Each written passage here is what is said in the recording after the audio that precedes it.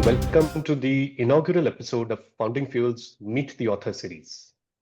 My name is Shrinath, and I run the Salient Advisory, where I work with startups as well as enterprise leaders and teams on product coaching and consulting. Actually, let me change that a bit. I used to work in this space, but something changed. A few months ago, I was in a project and we were stuck at a particular point, and I tried out one of these AI tools. And what I realized is these tools have gotten so powerful that they were able to give me an idea of what the solution is, but also fill out what I didn't see in that. That brought me to a realization that, this world is changing so fast. A lot of these tools are taking over work that knowledge workers used to do earlier. People like me, people who are working in the tech industry. And it was a fork in the road. I said either I could continue doing more work on that space in the product space, or I could step back and look at the systemic changes. I chose the latter. So over the last 3 months, I have largely tried to understand what AI means in this entire the changes around AI. What do they mean? I've been speaking to a lot of business leaders and reading content around it. And one of the more interesting books that I found was Reshuffle: Who Wins When AI Restacks the Knowledge Economy by Sangeet Paul Choudary. Sangeet is a very well-known stalwart thought leader in the platform space. But in this book, he covers not the what AI is doing today, but the space where AI will take us. What does the world look like when we have AI at scale? And things change. So today, our discussion is trying to understand this change and what we can do around it. We structured the discussion in two parts. The first is about power shifts and algorithms. And the second discussion will be strategy in the age of AI. So welcome, Sangeet. Glad to have you here. Thank you, Srinath. Looking forward to this conversation. Sangeet, I've read your work earlier on the platform economy. What made you shift to the AI piece? How did you see this shift happening? Yeah, so that's a great question, Srinath. The way I see it, my underlying fascination is with the broader question, and platforms and AI are just manifestations of that fundamental question. And the question is basically this: that when technological shifts happen rapidly, companies don't lose because they fail to adopt the technology. They lose, or they fail to move forward because they get really good at playing the old game, and the game changes with a new technology coming in.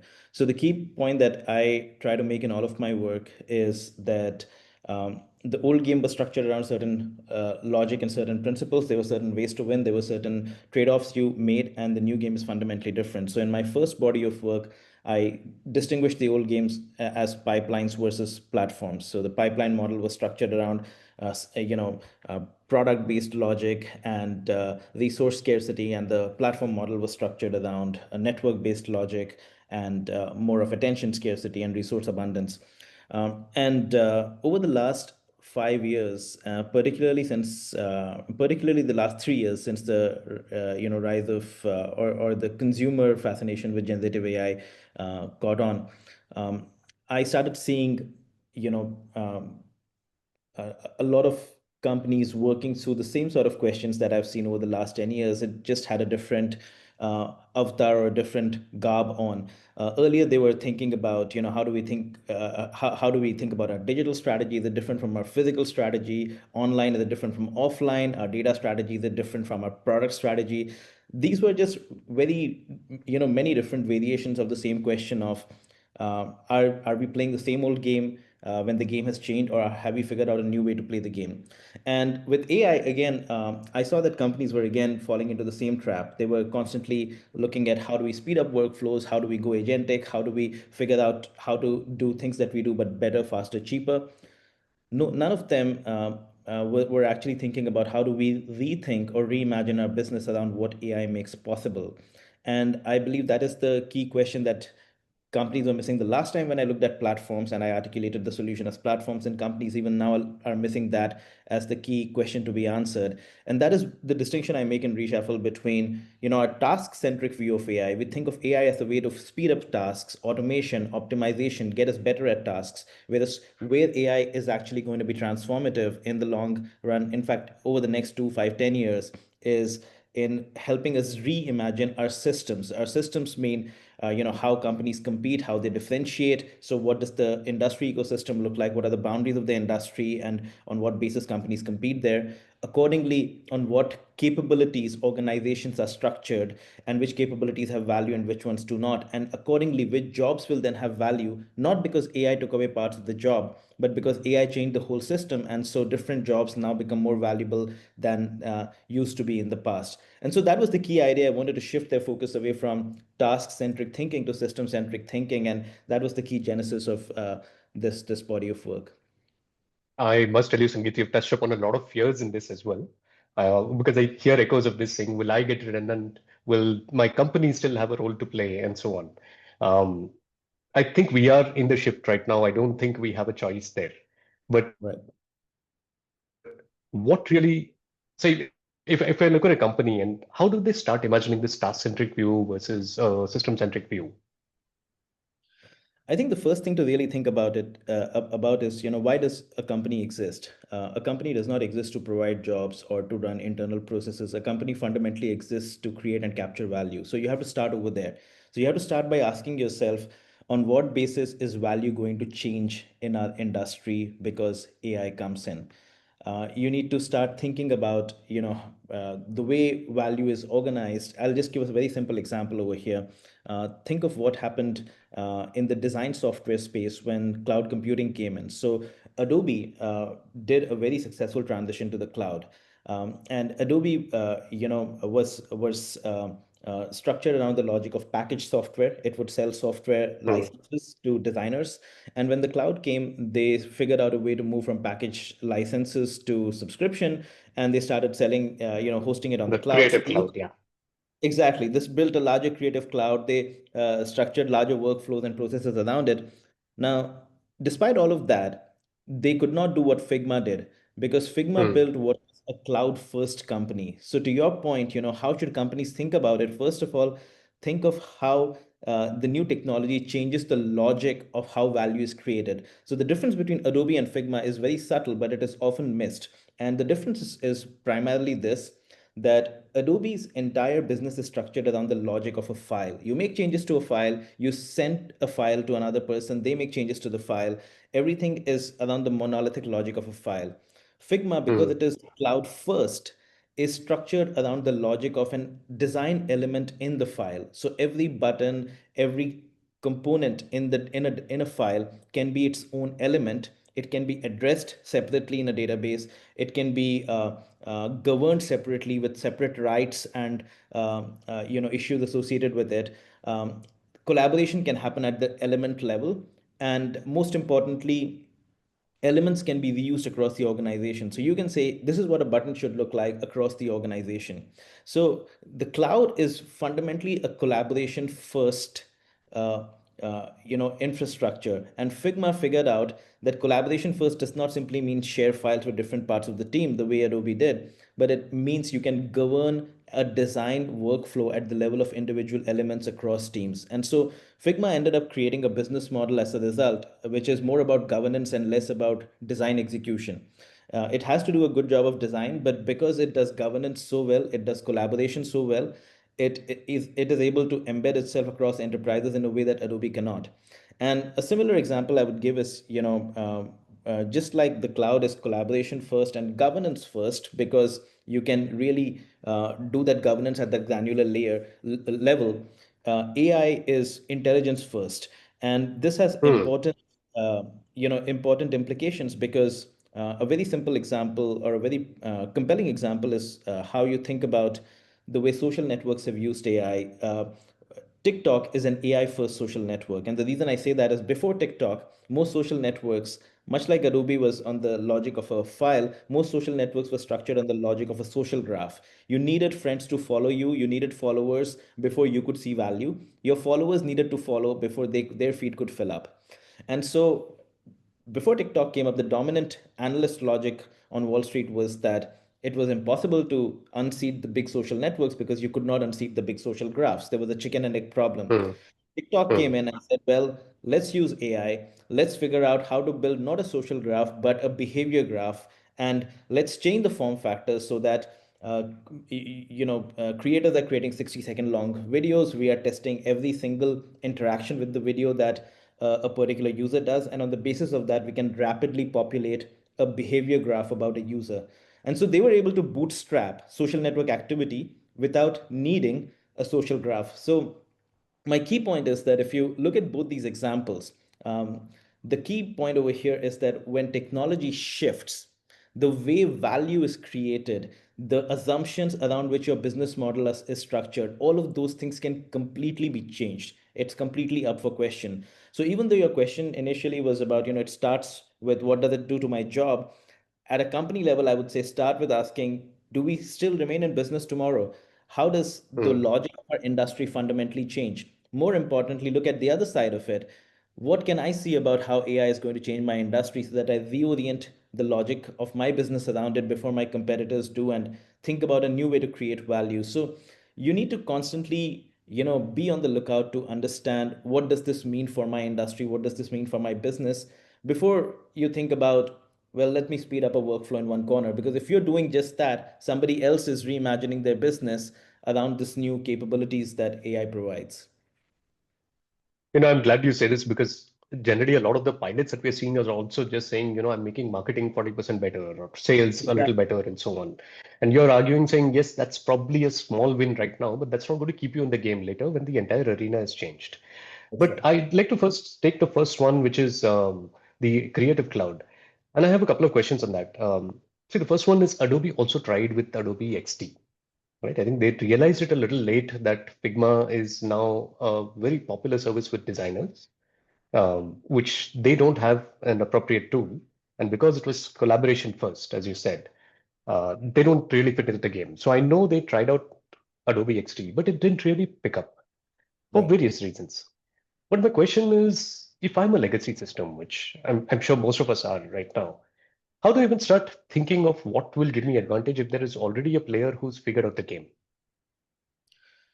Well, I think, there are advantages and disadvantages to being an incumbent. The Hmm. advantages are that you have existing investments into interesting assets, which could, create a new combination around the new power of AI that's coming in. So you could, essentially leverage AI, but you could leverage it in a way that your assets reinforce it. The disadvantage is that your assets are so deeply structured around the previous logic that you cannot move them to the new logic, right? I mean, a very simple example of that is the fact that retailers, even though they have very good warehousing networks, they can never compete with Amazon on fulfillment because they don't have the demand side data and they don't have the ability to repurpose those assets away from store fulfillment to home fulfillment. So the assets are available, but they are not repurposable towards the new logic. So I think the first thing to think about as an incumbent is to really have a very clear sense of, and when I say assets, I don't just mean physical assets. I mean any assets that have, Hmm. including data, including your knowledge assets that have served as a competitive differentiator in your previous game or in today's game, right? The first thing I would look to do with that is ask myself, with AI coming in, what happens to these different assets? Which of these are still going to be part of my competitive arsenal in the new game? Which of these are completely going to be commoditized just because, for instance, I used to have an army of hundreds of translators and now AI can do that instantly. So you need to first figure out what was the basis of competition. Every company knows very clearly what their logic of competition is. These are the components, this is how they work together, this is how they reinforce each other, this is a flywheel. Ask Hmm. yourself, how does each component change? Does it get more differentiated? Does it lose value? does do the interactions remain the same? In the sense, again, taking the retailer example, you can't repurpose those assets towards home fulfillment. Can you repurpose your overall supply chain through the store towards home fulfillment in some other way, right? And so rethink, even if you can't reconfigure these assets, can you still keep them structured in a way that you can create value under the new logic? Because one thing to keep in mind is that AI will, any technological shift will simultaneously have two different effects. One is the supply side effect, one is the demand side effect.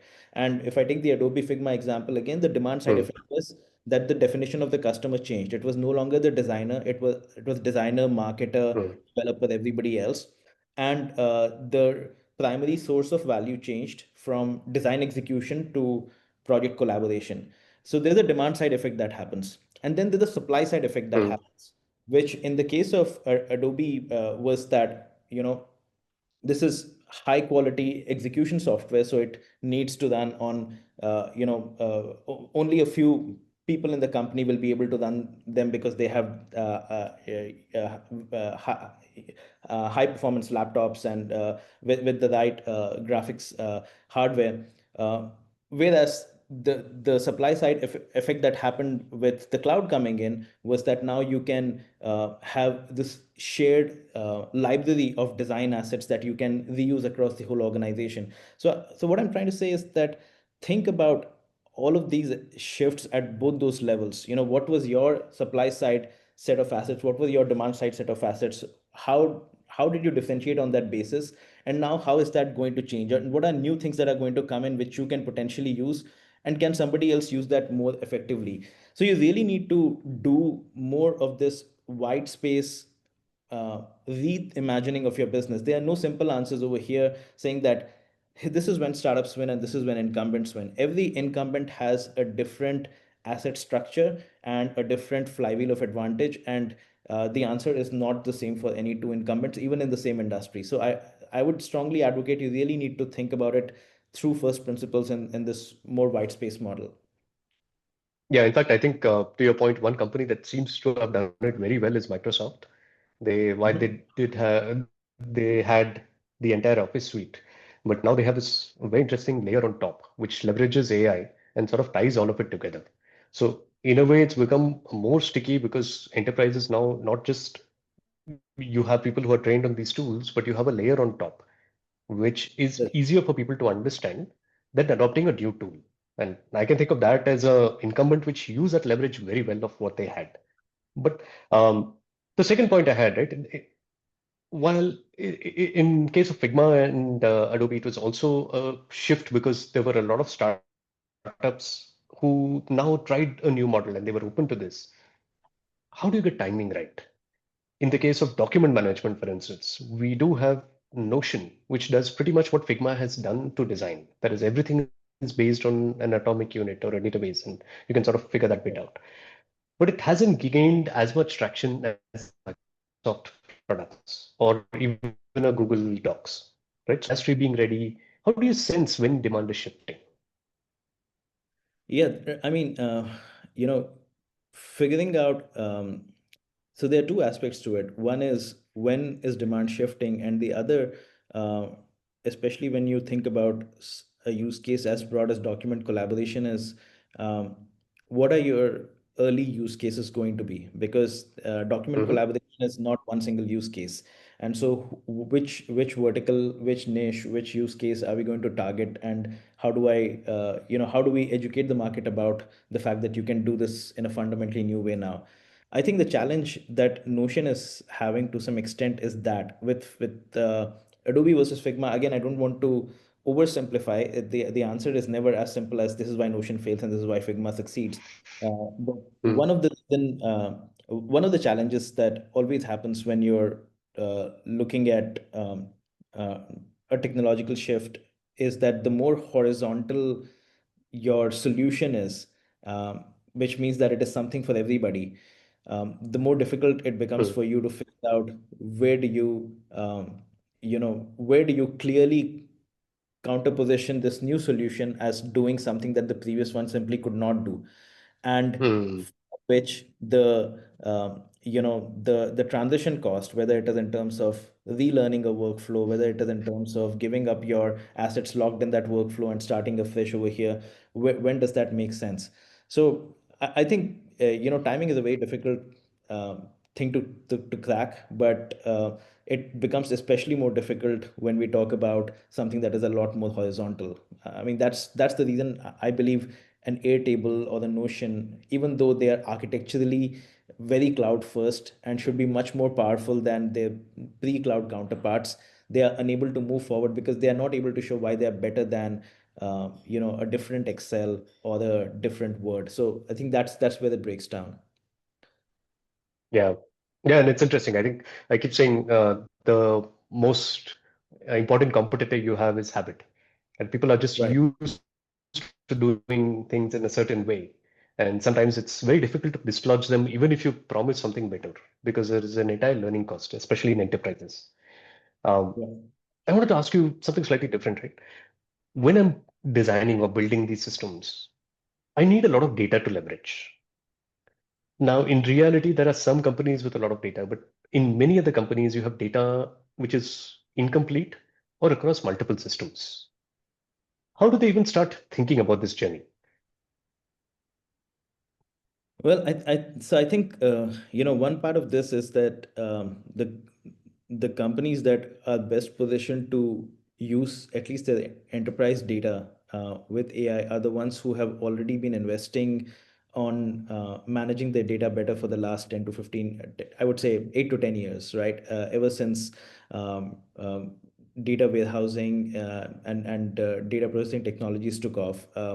Companies that have started investing and that have started figuring out how to develop business cases around how you use data in a pre-AI world, they would have already created the internal momentum to make their data ready.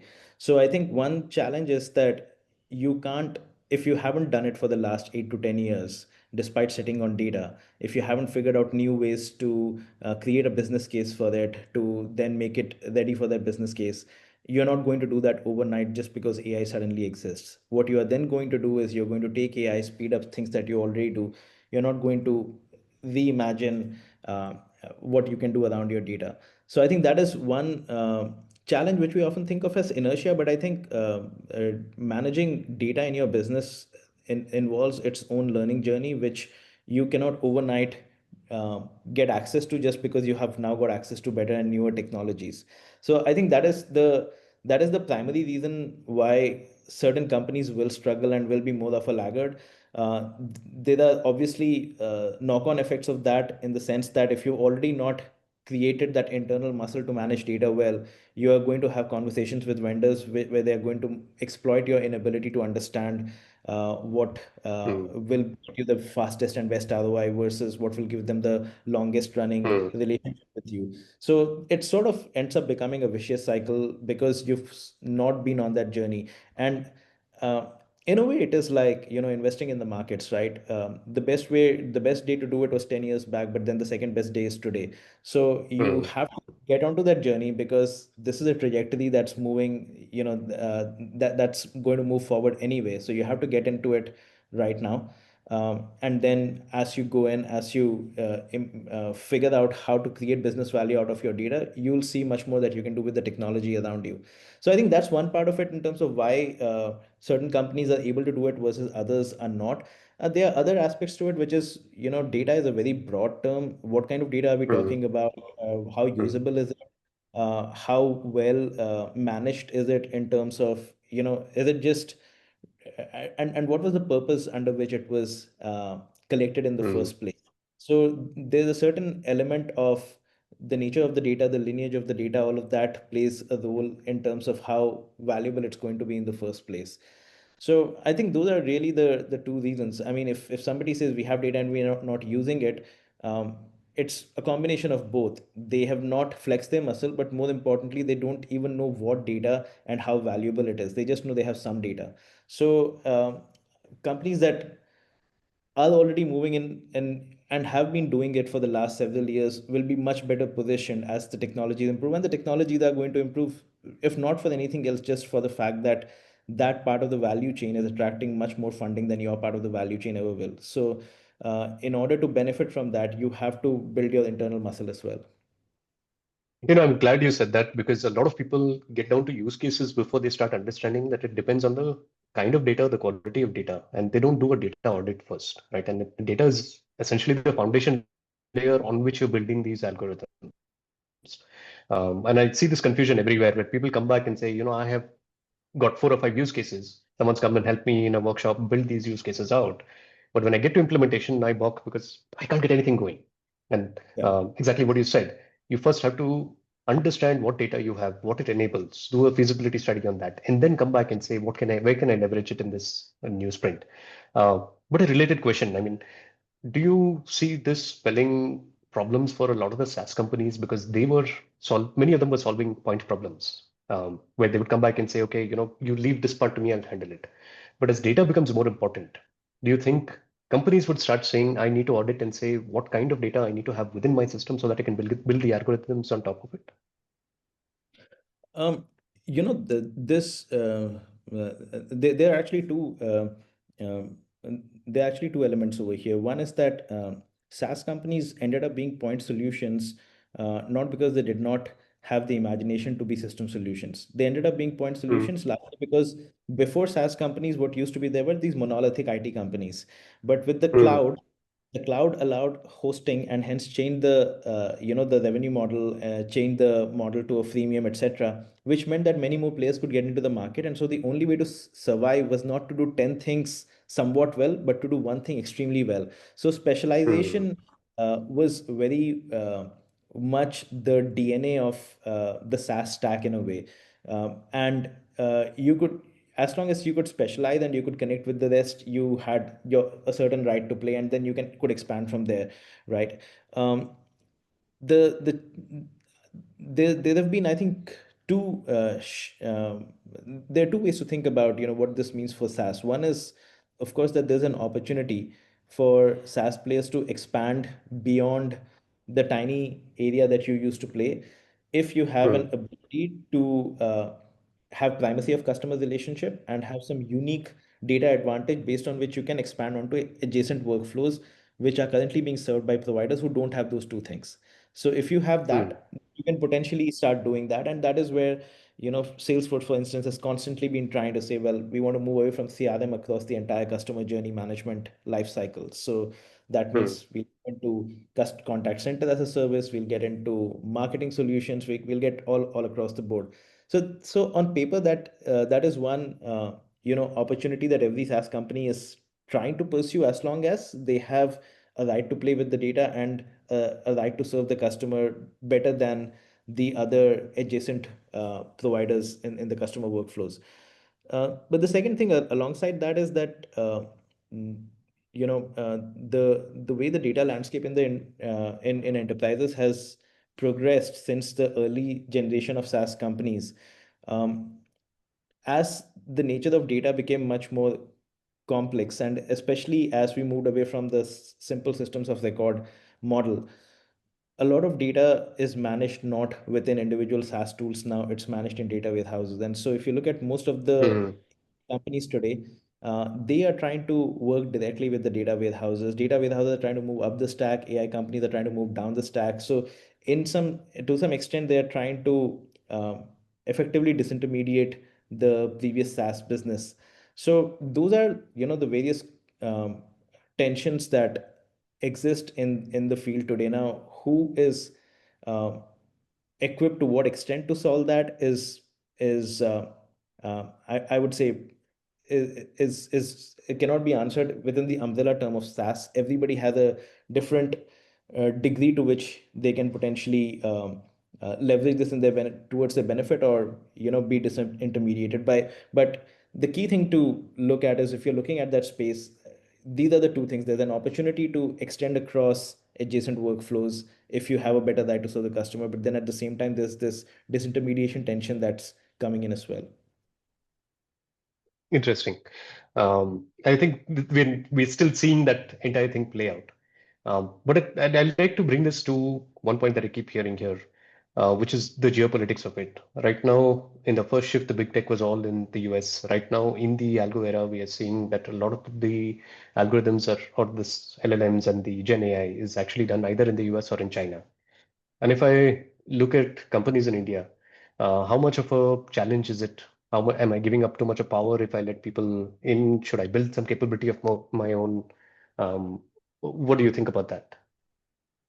Um, I think geopolitics is certainly a key aspect.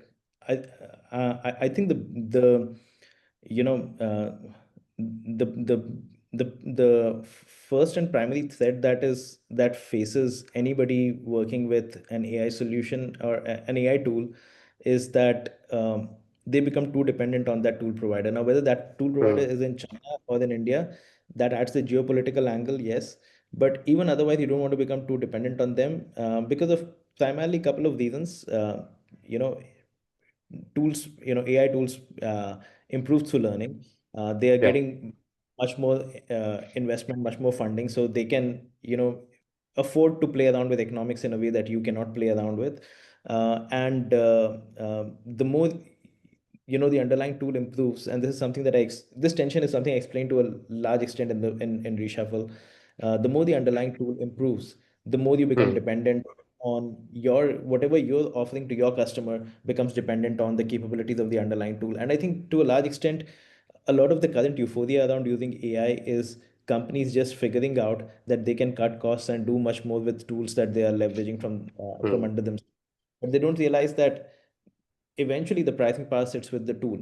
It's a bit Hmm. like, you end up becoming just a dumb distributor for the tool's capabilities over time. You might add some value on top, but the more you depend and the more your differentiation starts depending on the underlying tool, the more the balance of power shifts. So I think to answer your question, the first line of defense I would say is just think about your dependence on external tools very, very carefully in today's AI world. It might have been less obvious in the past, but even in the past, there are many interesting examples of such dependence and tensions that were created. An example I go into in a lot of depth is, Uber versus Google Maps, because Google Maps is central to Hmm. Uber proposition. But Hmm. eventually, now with Waymo coming out, Waymo both competes with Uber and is also part of the company that provides the mapping to Uber. So that's the kind of tension that exists between, customers and the tools that they're using underneath, any company and the tool they're using underneath. So be very careful about that. The geopolitical angle on top of that, I would just highlight is that, and maybe this is not just a company related issue or strategy issue, it's more the policy issue as well, that if you keep building on external tools, you are constantly training them. And Hmm. the more you train them, yes, part of it, you could club into this privacy and they know about us issue, but the other part of it is that you just don't develop that capability internally, politically at all. You completely ended up becoming dependent on those capabilities externally. So I think that is strategy, yes, but it's also a policy question that needs to be sorted. But the first part about not being dependent on tools in the first place is the real strategy issue that everybody should be thinking about. Yeah. Well, even today, we see a lot of businesses which are essentially wrappers on top of OpenAI. Right. I really wonder because I think the direction that even you mentioned that we see is that they're slowly the extending the boundary. So they're swallowing up a lot of these businesses. In a way, it seems to be similar to how initially the iPhone launched, and there were a lot of these apps, but many of the app functionality got absorbed within the US, and they didn't have viable businesses. And probably we are seeing something similar, that a lot of it is moving towards a tool and leaving less for the company. So, what I hear you say is also we need to think very clearly about where our differentiation is. If I tie it back, what is it that keeps me in the game today, and where is the game going to be? And that part I don't give out. But probably again, if I have tools, can I have replacement for the tools? And I don't get very dependent on one tool because essentially Right. then my business revolves around that one tool. And if something changes, it becomes a huge challenge. And Yeah. I remember, yeah, I remember this was played out recently in that GPT-5 change, right, from 4.0 to 5. And suddenly a lot of these businesses came back and said, hey, I didn't have an inclination that there was going to be a shift and we have to rework things. Yeah. I mean, those are very interesting issues, and these are issues I get into a lot in the book. There are actually three or four different points that I would just call out if you're thinking about how to manage this tool versus solution issue, right? One, as you very rightly pointed out, is you need to create optionality. You can't be too dependent on one particular tool, and in certain use cases, the optionality might exist. In other use cases, as with Google Maps as an example, the optionality simply doesn't exist because you don't have another player which has that kind of capability available in their tool. So optionality is one piece. The second piece is that what differentiates a tool provider from a solution provider is primarily that a solution provider is focused on solving the customer's problem. A tool provider is Hmm. focused on providing the performance that delivers the problem, that delivers the solution, right? So tool providers generally tend to be horizontal, and Hmm. they will try to drive performance across a really large section of the market. So some advantage that a solution provider has is knowing how they can solve the end-to-end customer problem using not just what the tool provides, but try to reimagine now that I can do so much with this tool and I'm not constrained, like I don't have to hire 20 people like I used to in the past. What are other things I can bring in together and reimagine the solution? And that reimagined solution is so different from what the tool provider might be interested in. The problem with the wrappers is they're not really reimagining the solution. They're trying to simplify the UX, and then they say Uber is a wrapper on Google Maps, and that's not really the case. I mean, Uber is reimagining the solution of logistics, and that's not what Google Hmm. Maps is doing underneath. So you have to reimagine what the solution is, given that you now have this capability. And the third piece, obviously, is that in addition to reimagining the solution, one thing that solution providers often differentiate themselves on is the fact that they guarantee results. And with AI, that might increase even further because if you cannot compete on execution, revenue models might shift towards outcomes, and then you might have to figure out how you can guarantee results, which again is very can be very vertical specific. And if it is not in your specific case, if it is not customer specific, you have to reimagine the solution so that it becomes customer specific. And an underlying tool cannot simply guarantee the solution because it is so broad based. And the final thing I'll just say over here is that they will be, despite this point about guaranteeing the solution, there will still be, tensions in interesting ways. So I'll give a simple example. When we talk about the death of consulting, everybody says consulting is going to die. Hmm. And then the other side responds saying that, you know what, consulting is not just this, it's also sort of a cover your ass solution. It's an insurance as well, right? Hmm. It's land, it's insurance. Um, but the way some of these markets have evolved, like if you look at agriculture as a market, well, especially in the US, the traditionally, agriculture was a very local market. So the tools, Hmm. the expertise, farmer knew best about his soil.